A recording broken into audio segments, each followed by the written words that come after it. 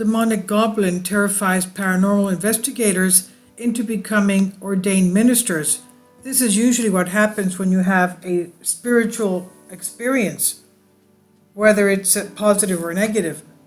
Interesting paranormal investigation story making rounds about what the couple involved described as encounter with a goblin that was so terrifying it scared both into becoming ordained ministers. The incident happened a few years ago. They're out and about promoting their new book, and since no one seems to have been talking about these types of entities, demonic entities, it seems like a good time to look about both their unusual story and their conversion, and the shape-shifting, terrifying goblin that drove them to do this. The worst thing they said we've seen was Atwick Church at St. Lawrence's.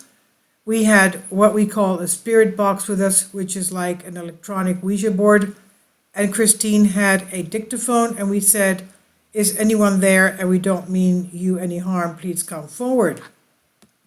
And the interview was in Hull Live.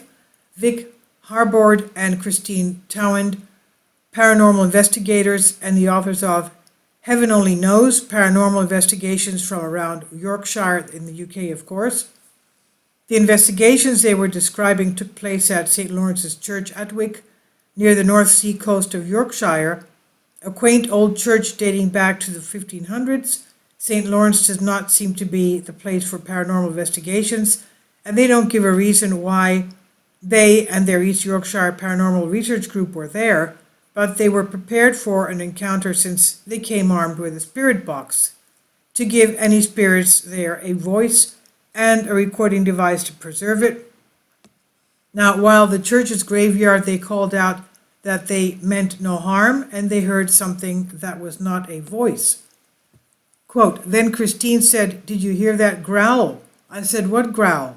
And the growl actually moved, and I walked towards it, which was a silly thing to do.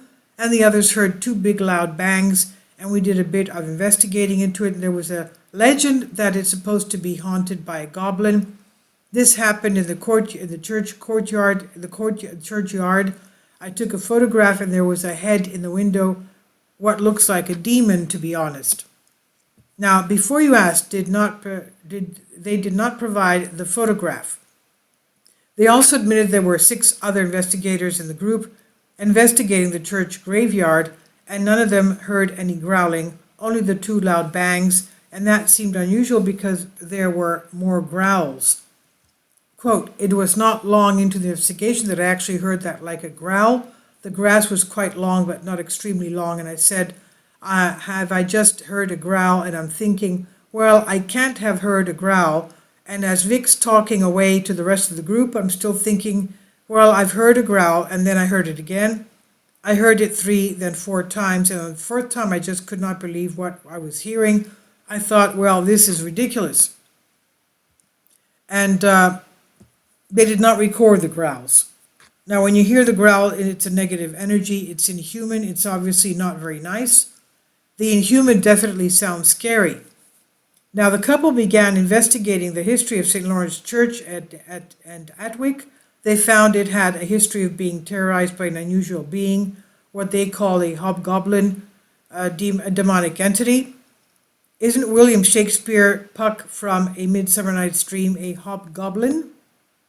Those that hobgoblin call you and sweet Puck, you do their work and they shall have good luck. Are not you he, thou speakest aright? I am that merry wanderer of the night. This is from The Midsummer Night's Dream, William Shakespeare. So folklore concerning hobgoblins dates back to at least 1500s. They were considered to be helpful, friendly household spirits or elves. Puck or Robin Goodfellow was a mischievous fairy or spirit, rather than evil like regular goblins. Hob means elf. It's believed that the reputation of hobgoblins became more evil due to the spread of Christianity.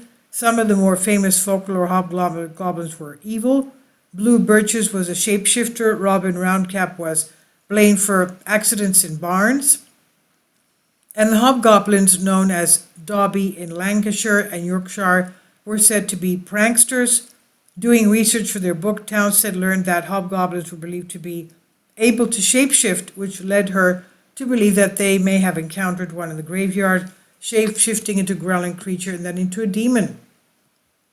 Sure, these are demonic entities. It looked, she said, like half dog, half human, something horrible anyway. After a lot of studies, we decided that it was a face.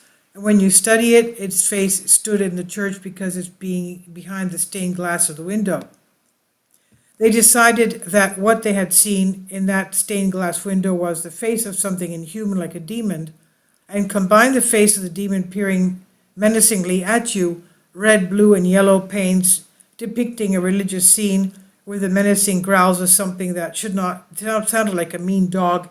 You may have something that could definitely scare someone into a religious job or becoming a paranormal author or both. This is on Mysterious Universe,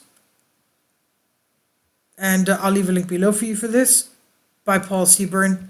Obviously, as I said before, and I made a couple of videos on this, there are a lot of haunted places in the British Isles, and one of the people actually, buy haunted houses. One of my goddaughters bought a haunted house with her husband, and they had a terrible time. They had to keep asking the Christian Orthodox priest to come every month to do the holy water house cleansing prayer.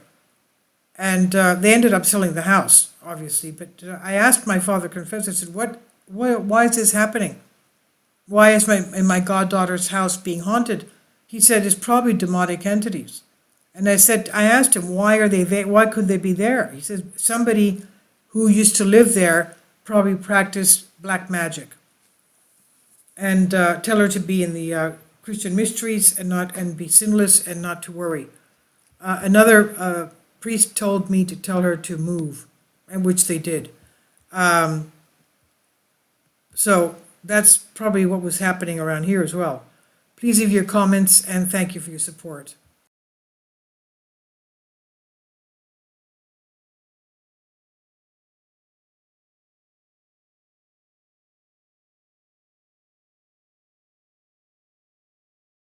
Kindly support my Patreon account.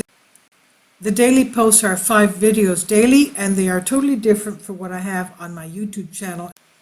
Thank you so much for your support and that you find all my content so interesting. You'll find the Patreon account details in the description box below.